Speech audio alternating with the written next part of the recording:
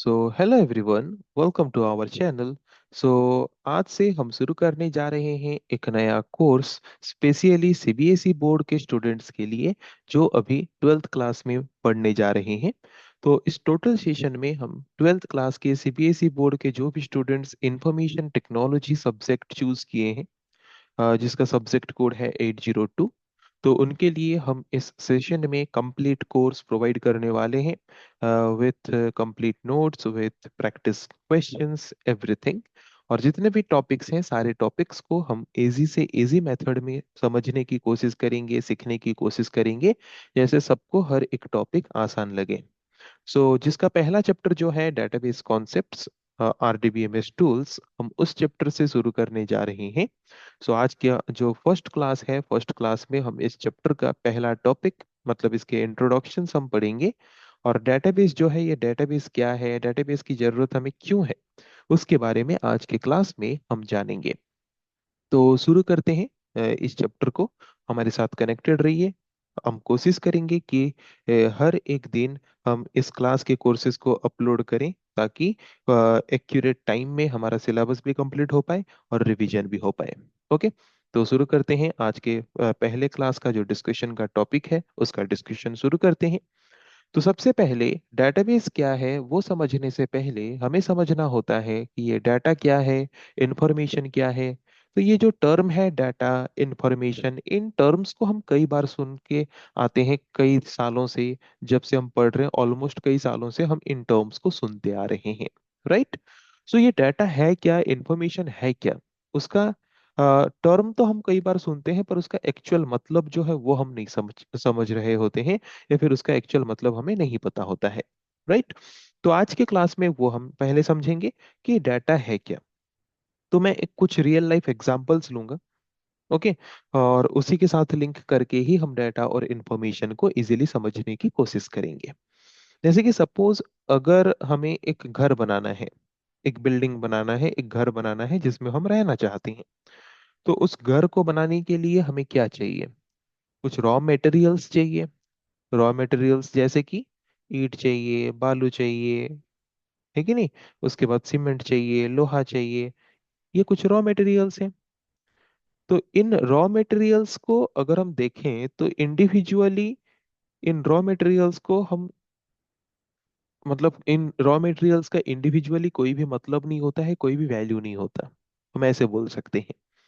और अगर इन raw materials को हम मिला दें एक प्रॉपर तरीके से, है कि नहीं, एक प्रॉपर प्रोसेस्ड में अगर हम इन रॉ मटेरियल्स को यूज करेंगे तो हम एक बिल्डिंग बना सकते हैं उन रॉ मटेरियल्स को यूज करके, है कि नहीं।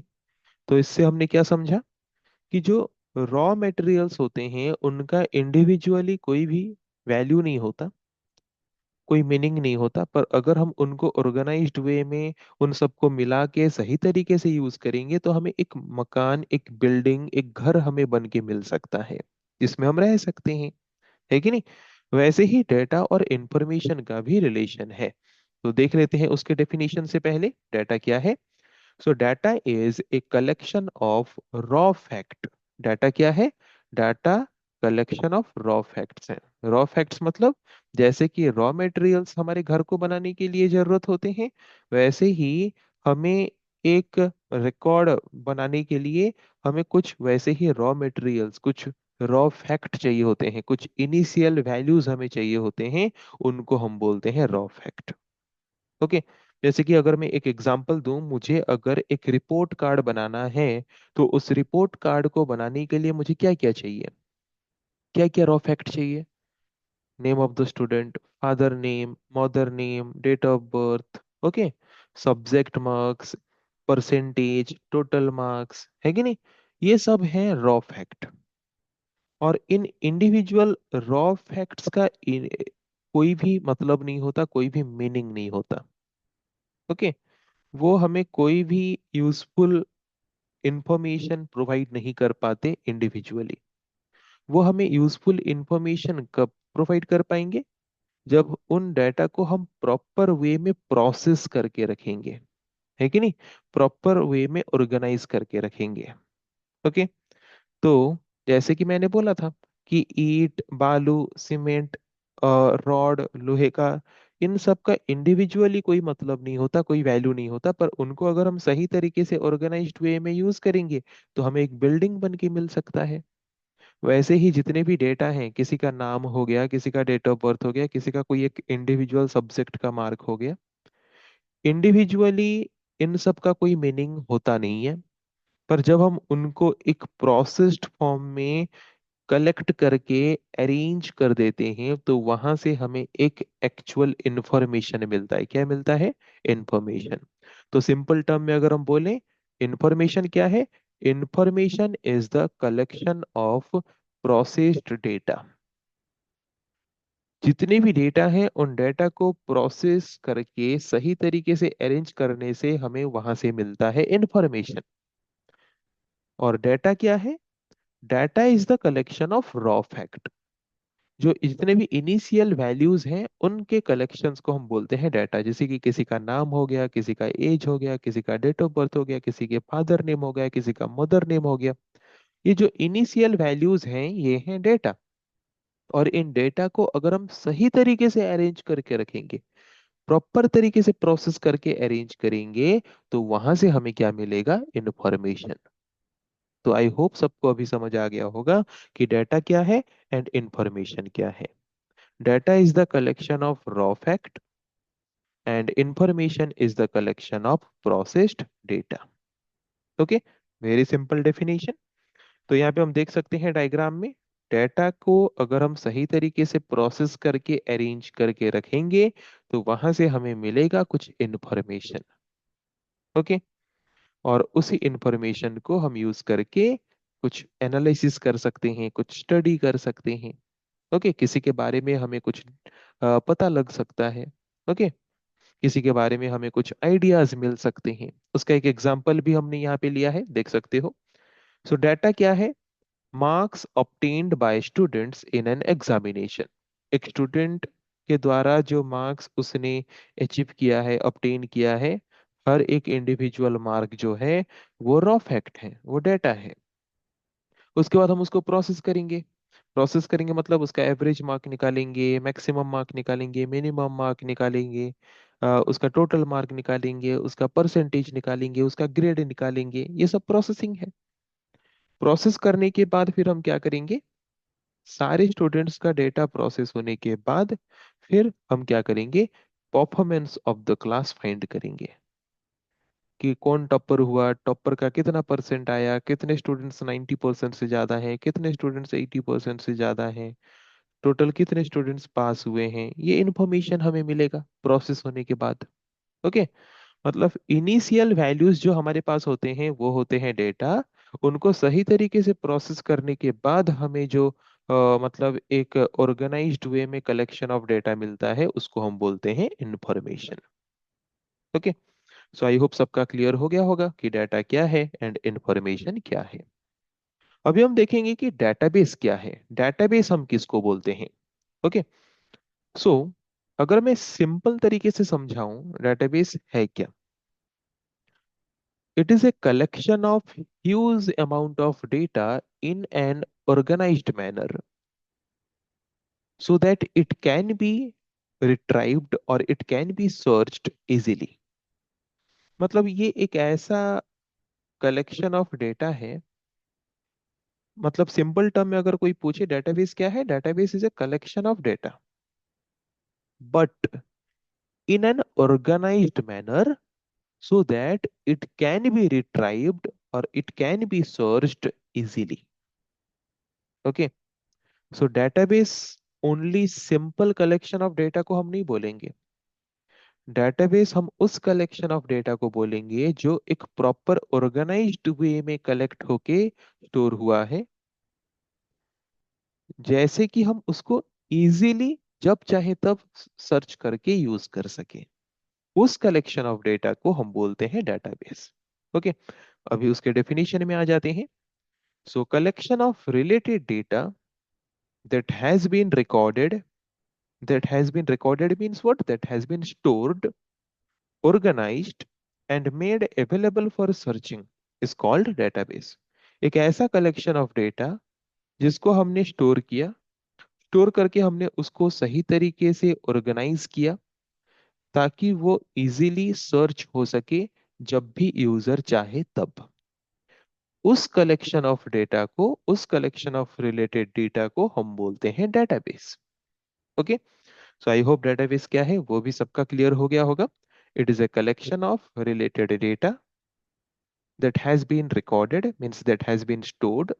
ये एक ऐसा कलेक्शन ऑफ रिलेटेड डेटा है जिसको हम पहले स्टोर करते हैं, रिकॉर्ड करते हैं, देन उसके बाद हम उसको ऑर्गेनाइज करते हैं सही तरीके से और उसको अवेलेबल कराते हैं इजीली सर्च करने के लिए, ताकि उसको कोई भी यूजर किसी भी वक्त सर्च करके क्विकली यूज कर सके। उस कलेक्शन ऑफ रिलेटेड डेटा को हम क्या बोलते हैं? Database. Okay. So I hope सबका क्लियर हो गया होगा डेटाबेस क्या है। सो डेटाबेस का कुछ एग्जांपल हम पहले लेते हैं, उसके बाद डेटाबेस की कुछ प्रॉपर्टीज के बारे में पढ़ेंगे। सो ये डेटाबेसेस रियल लाइफ में कहाँ पे यूज होते होंगे? हम हर जगह पे यूज करते हैं। आजकल हम जानते हैं टेक्नोलॉजी का दुनिया है, मोबाइल फोन हम यूज करते हैं, बहुत सारे एप्लीकेशंस यूज करते हैं, घर बैठे ऑनलाइन शॉपिंग करते हैं, घर बैठे ऑनलाइन टिकट बुकिंग करते हैं, है कि नहीं? तो ये जो भी एप्स हम यूज करते हैं, जो भी एप्लीकेशंस हम यूज करते हैं ऑनलाइन ट्रेन टिकट बुकिंग करने के लिए, फ्लाइट टिकट बुकिंग करने के लिए, ऑनलाइन शॉपिंग करने के लिए, इंटरनेट बैंकिंग करने के लिए, यूपीआई साइट्स यूज करके ऑनलाइन पेमेंट करने के लिए, हम जो different type of applications use करते हैं, इन सारे के सारे एप्लीकेशंस में जो डाटा हमारा स्टोर होके रहता है वो किस फॉर्म में स्टोर होके रहता है? डेटाबेस के फॉर्म में स्टोर होके रहता है। किस फॉर्म में स्टोर होके रहता है? डेटाबेस के फॉर्म में स्टोर होके रहता है। सो आई होप अभी सबको समझ आ गया होगा कि जैसे कि हम जो ट्रेन टिकट बुकिंग करते हैं, हमें वहां पे जो ट्रेन का डिटेल्स सर्च करने से देखने को मिलता है, वो ट्रेन डिटेल्स कहाँ पे स्टोर होता है? किस फॉर्म में स्टोर होता है? डेटाबेस के फॉर्म में स्टोर होता है। ऑनलाइन शॉपिंग साइट्स में हम जो डिफरेंट प्रोडक्ट्स का डिटेल्स देखने को पाते हैं, वो किस में स्टोर होता है? डेटाबेस में स्टोर होता है। ओके। क्लियर सबको हो गया? सो आजकल हम जितने भी एप्लीकेशंस यूज कर रहे हैं जिसमें डेटा स्टोर्ड है, वो किस फॉर्म में स्टोर है? डेटाबेस के फॉर्म में स्टोर है। ओके। आई होप सबका क्लियर हो गया होगा। अभी हम आते हैं डेटाबेस के प्रॉपर्टीज के बारे में। अभी हमारे हमें और थोड़ा आसान तरीके से समझ आ जाएगा प्रॉपर्टीज। ओके। सो डेटाबेस का पहला प्रॉपर्टी क्या है? Database is a representation of some aspect of the real world, also called mini world. मतलब ये जो डेटाबेस है, ये हमारे रियल वर्ल्ड के एक छोटे से हिस्से को रिप्रेजेंट करता है कि नहीं? एक एग्जांपल अभी मैंने जैसे कि बताया, train ticket booking. Okay. Train ticket booking मतलब जो ये रेलवे डिपार्टमेंट जो है, रेलवे ट्रांसपोर्टेशन का जो सिस्टम है, ये हमारे रियल वर्ल्ड का एक हिस्सा है। और वहां पे हमें कौन सा ट्रेन कब जा रहा है, कहाँ पे कौन सा ट्रेन कब पहुंच रहा है, कौन से ट्रेन में कितने सीट्स बाकी हैं, ऑनलाइन घर बैठे ट्रेन टिकट्स बुकिंग हम करते हैं। तो हम ये जो टोटल रियल वर्ल्ड का एक छोटा सा जो रेलवे डिपार्टमेंट का वर्ल्ड है, उस मिनी वर्ल्ड में मतलब जो भी चीजें हो रहा है वो हम डेटाबेस के फॉर्म में स्टोर करते हैं एक एप्लीकेशन में, है कि नहीं? तो अगर वहां पे ट्रेन के टाइमिंग में कुछ चेंजेस हुआ, तो वही सेम चेंजेस हमें उस एप्लीकेशन में भी देखने को मिलेगा, मतलब डेटाबेस में भी वो चेंजेस हमें देखने को मिलेगा। Okay.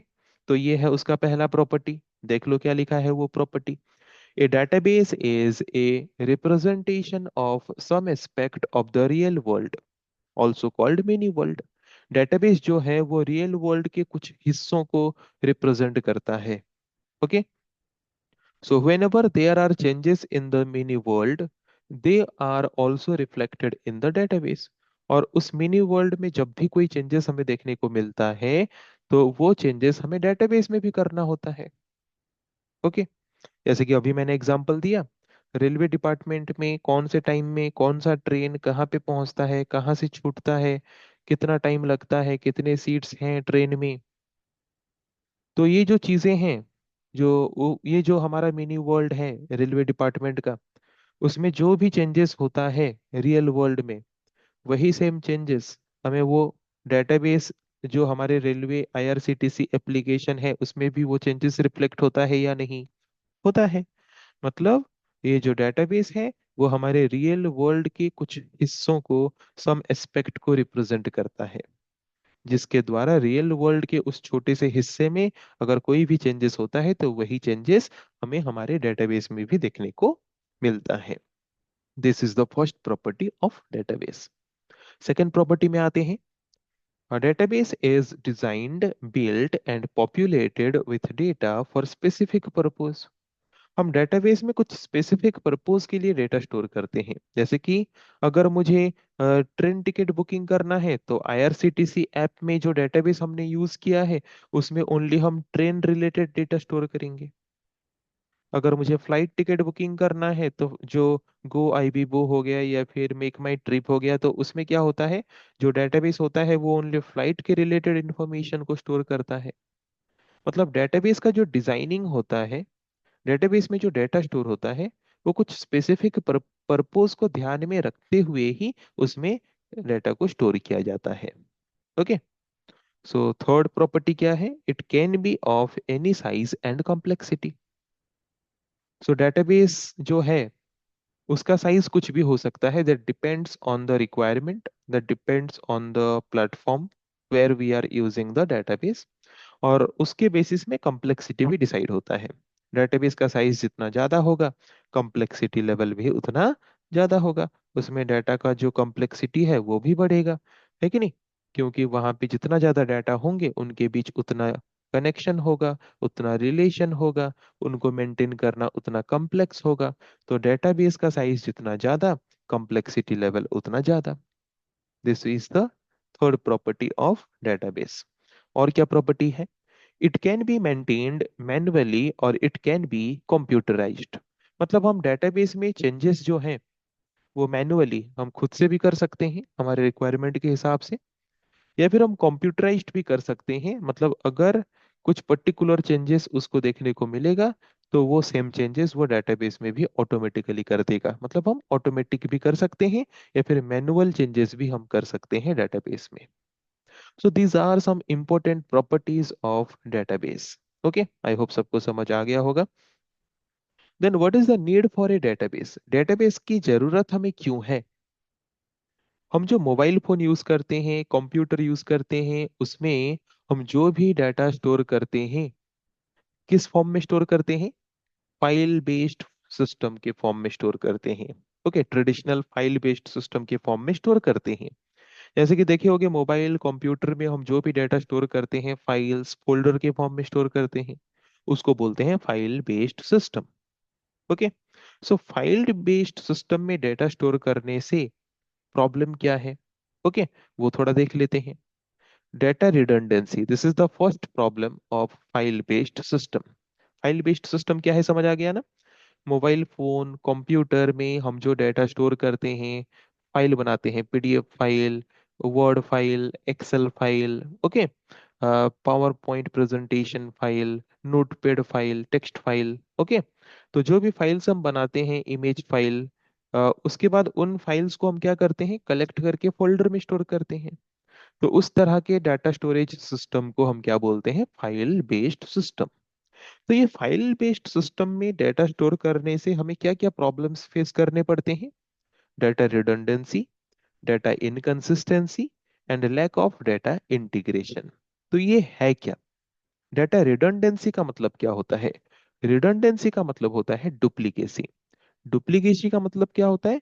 Same data more than one time store होना। ओके।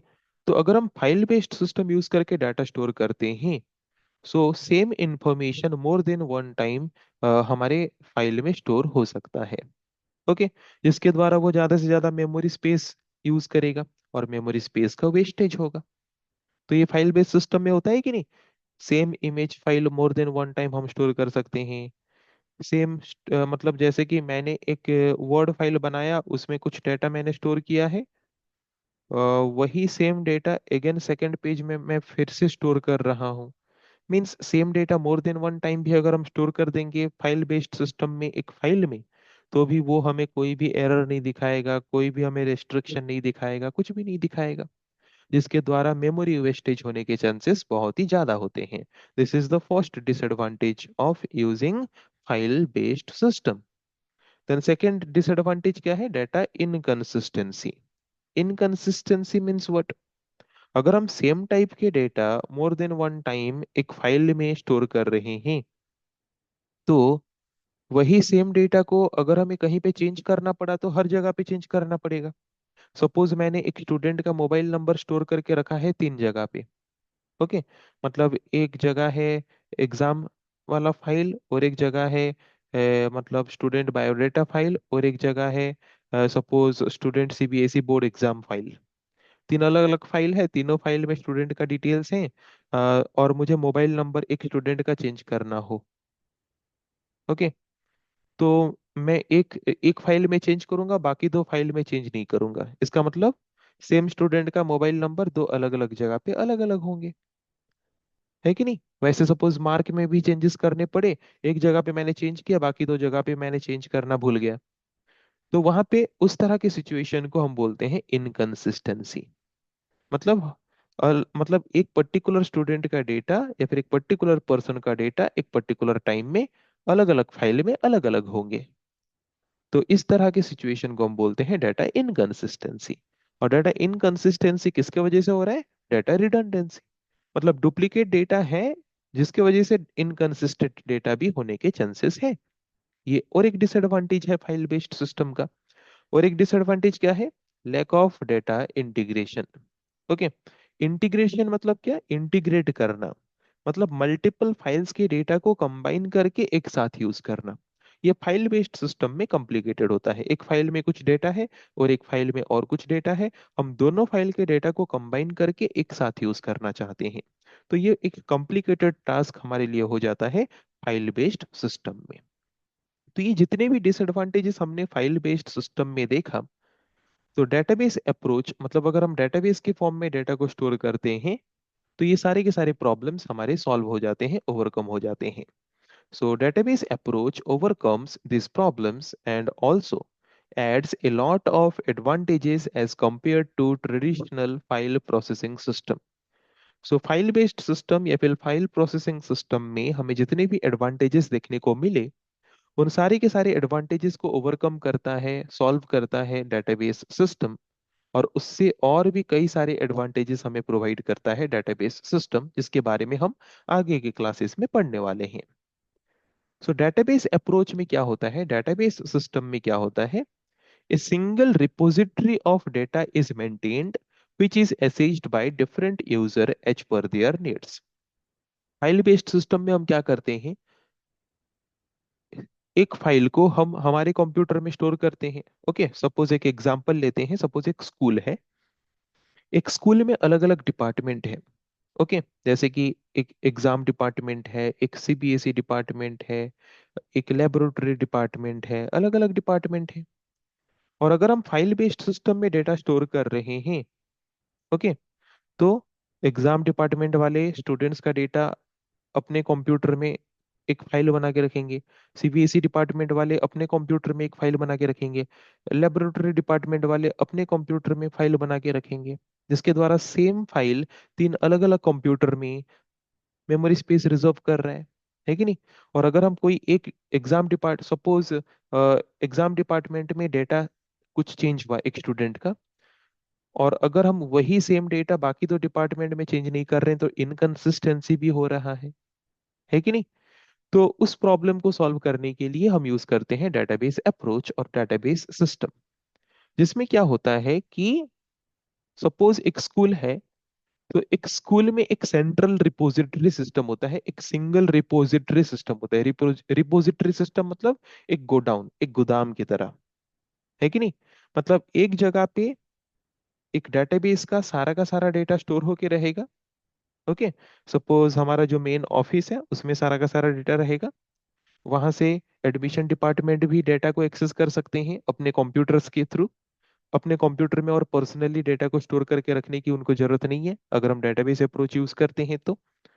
उससे एग्जाम डिपार्टमेंट भी डेटा को एक्सेस कर सकते हैं, उससे सीबीएसई डिपार्टमेंट भी डेटा को एक्सेस कर सकते हैं, उससे लाइब्रेरी लेबोरेटरी डिपार्टमेंट भी डेटा को एक्सेस कर सकते हैं। ओके, ये फैसिलिटी हमें प्रोवाइड करता है डेटाबेस अप्रोच। सो वही लिखा है last point, in database approach a single repository of data is maintained which is accessed by different user as per their needs। Database approach में एक जगह पे डाटा स्टोर होके रहता है और जिससे अलग अलग यूजर्स अपने रिक्वायरमेंट्स के हिसाब से डेटा को एक्सेस कर सकते हैं, डेटा को यूज कर सकते हैं। ओके, जिसके द्वारा डाटा डुप्लीकेसी होने के चांसेस भी नहीं है, क्योंकि एक ही जगह पे डाटा स्टोर हुआ तो अलग अलग कंप्यूटर में इंडिविजुअली और डाटा स्टोर करने की जरूरत नहीं है। और डाटा डुप्लीकेसी नहीं है तो डाटा इनकंसिस्टेंसी भी नहीं होगा, क्योंकि जो भी चेंजेस होगा एक ही जगह पे होगा। ओके, और मल्टीपल फाइल्स को कंबाइन करके हम एक साथ यूज भी कर सकते हैं, क्योंकि सारे के सारे डेटा एक जगह पे ही स्टोर होके रहते हैं। Okay, so these are some advantages which are provided by database approach. So I hope आज के क्लास में हमने जो भी टॉपिक्स डिस्कस किया वो सबको इजीली समझ आ गया होगा। अ, अगर समझ नहीं आया है जबकि पहली बार इस टॉपिक को पढ़ रहे हो तो वीडियो को अगेन और एक बार देख लो जहाँ पे जो भी डाउट्स हैं। और फिर भी उसके बाद अगर थोड़े बहुत डाउट कहीं पे रहते हैं तो कमेंट सेक्शन में वो क्वेश्चंस पूछ सकते हो, और उसका रिस्पॉन्स हम उस कमेंट सेक्शन में प्रोवाइड करेंगे। और इस चैप्टर को कंप्लीट करने के बाद भी हम फ्रीक्वेंटली आस्क्ड क्वेश्चंस या फिर डाउट क्लियरिंग क्लासेस करके भी उसको आगे कवर करेंगे। सो आज के क्लास को हम यहीं पे एंड करते हैं, नेक्स्ट क्लासेस में हम डिस्कस करेंगे इसके बाकी टॉपिक्स के बारे में। So thank you everyone.